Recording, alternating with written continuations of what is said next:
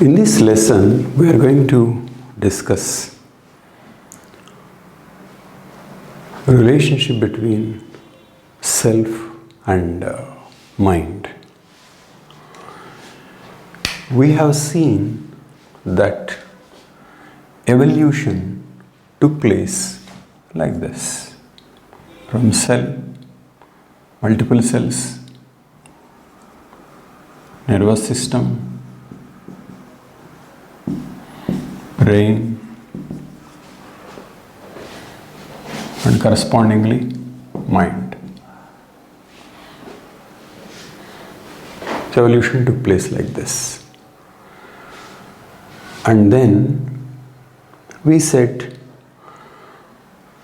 out of this, for efficient running of the life form, self evolved.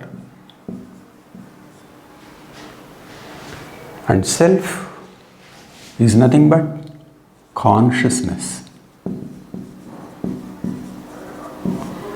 sense of me.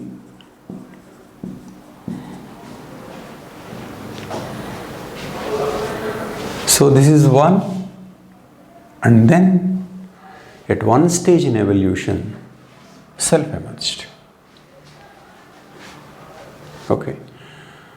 Now, let us discuss the relationship between the self or consciousness or sense of me vis-a-vis the mind.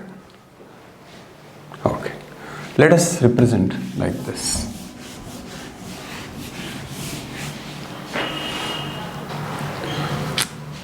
Self. So like this. Consciousness. And mind. Like this.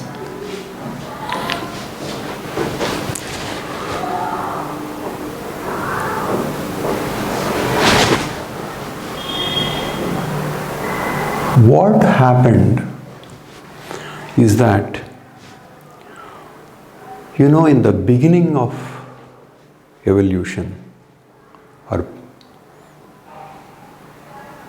early humans, the brain was small, and then brain became huge. Explosion of the brain took place. It was first walking like this, and then like this, and then explosion of the brain. So humans have huge brains.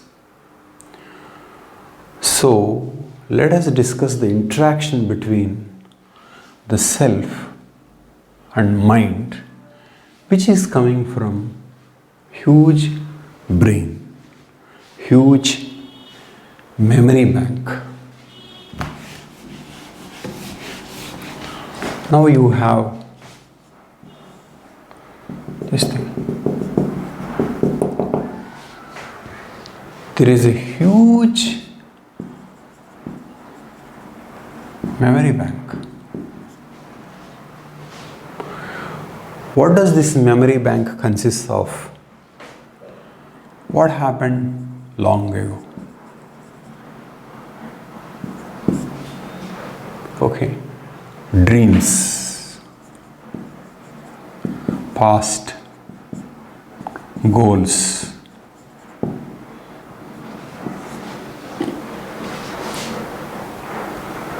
Okay. And when we examine mind,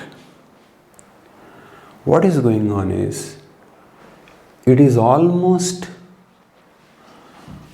doing what you can say is simply non-stop thinking.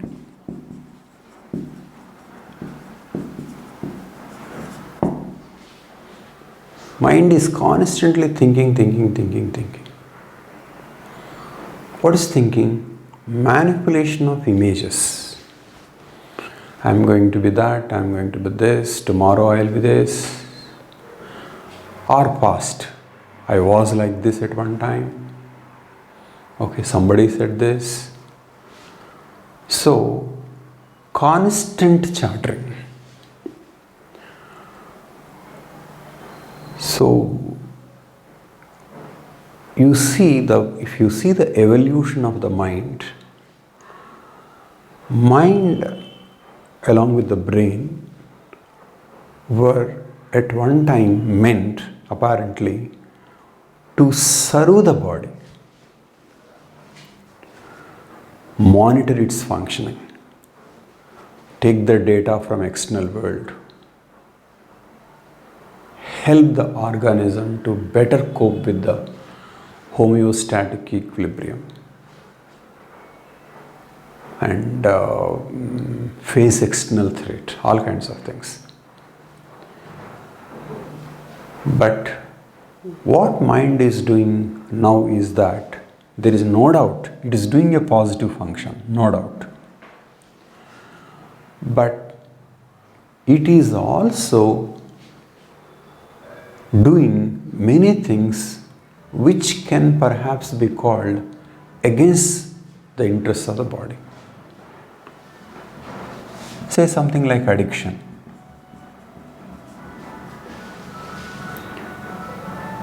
The mind picks up some memory. I enjoyed the drink. I enjoyed this food. And it wants to repeat, though it is unhealthy to the body. It means mind is not in the service of the body. Mind is against the body in many cases. Addiction is one case. Revenge. Somebody had hurt me, not physically.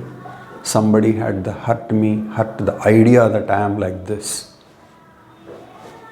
One has an image, one has a thought, and the thought is hurt, and mind wants to take a revenge. Constantly thinking about that hurt. When I am going to prove myself. When to prove. Prove myself.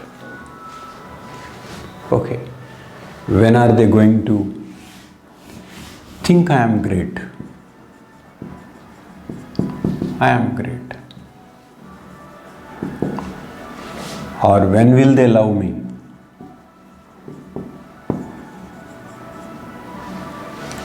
When I am going to be successful?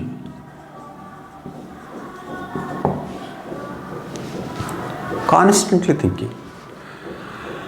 What is of interest here is that it is not thinking and asking the body to do. That is one. Another thing is, without any reference to the action, mind thinks, achieves, and pleased with it. Thought of success. Oh, I am so happy, so nice, pleasant. Think of success again and again and again. That is vicarious living. Vicarious living. Mind is not directing the body to satisfy that pleasure. Mind really thinks of something where the success is achieved. Everybody is praising. So pleased with itself. So all this is to say that mind became an entity unto itself. Entity unto itself. Mind became an entity unto itself. Addiction, revenge, vicarious living, seeking, full of desires. If one desire is satisfied, another one. Excel others, outdo others, outsmart others. It is a non-stop pleasure seeking. Not only pleasure seeking, but living the thought of that pleasure, vicarious living, indirect satisfaction, without any relationship with the actual world. Okay? And along with its pleasure seeking, avoidance of pain. That you may not avoid pain is the source of fear. So, nightmares, dreams, pleasures, and pains, mind became a big chatterbox. So, when somebody asks you to meditate and concentrate your mind on for a few seconds on something, it becomes so difficult. That is to say, mind is no longer under the control. Mind is ruling us. We are not controlling the mind.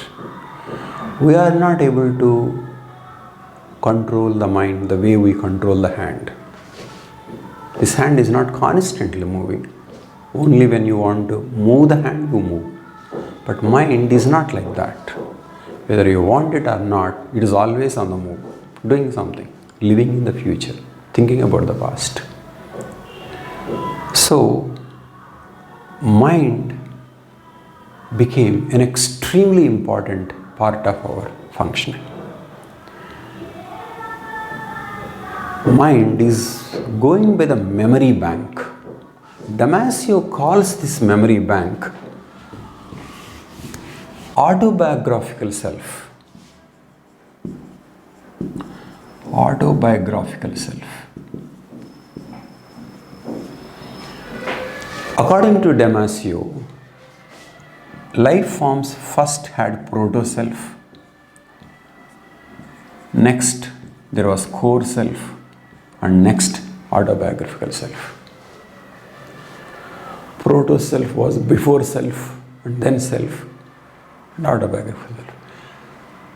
Human beings had huge autobiographical self because of huge brain. Okay, so that is how mind became very important part of life. Probably this much is obvious to many people. You don't really need any spiritual insight to understand this. Observation of the mind shows how mind is controlling us. But here, one more step we need to take to understand the spiritual aspect of this. Now, let us follow this.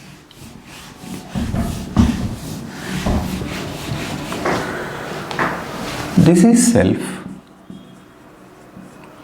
consciousness, and is a mind becoming bigger.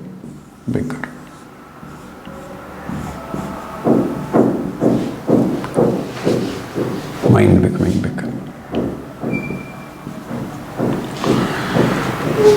Core psychological process here is mind became so big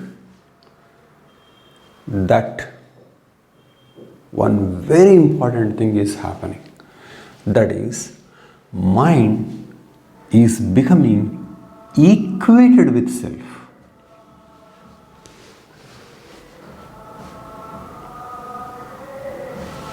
This is an important thing. Mind became so much, memory bank became so important, autobiographical self became so important that it got identified with self. What does this mean? This means when you think of I, you don't think of I as consciousness, you think of I as memory. This is the most important point. Self, consciousness got identified with memory bank because predominance of memory bank in our functioning.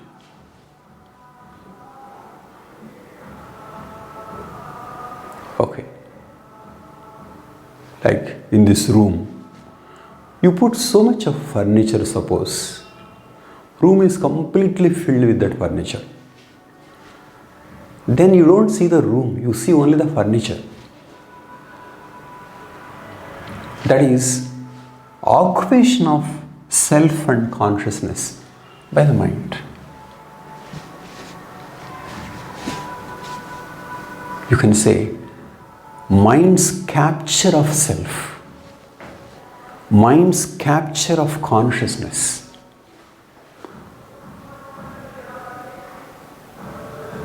So, consciousness that is supposed to facilitate superior functioning of life form, which is an extraordinary improvement in the process of evolution,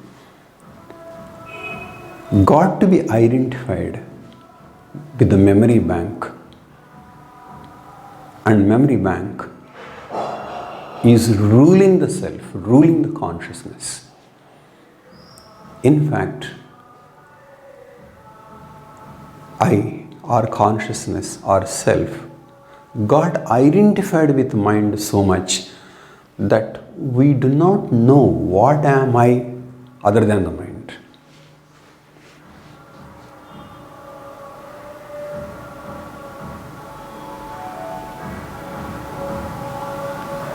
We became our minds. We became our memory banks, tied to past, present, vicariously satisfying, revenge making, desires, fears.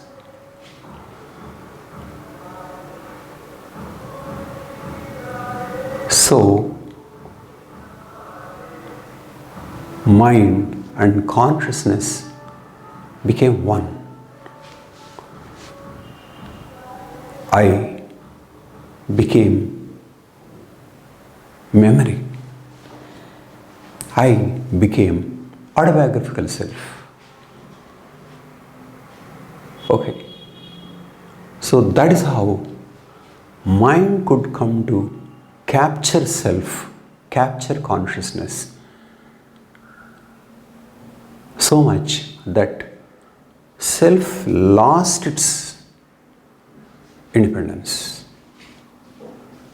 We can call this dictatorship of the mind. What is of interest here is that enlightenment is very importantly connected to undoing this process of capturing of self by the mind.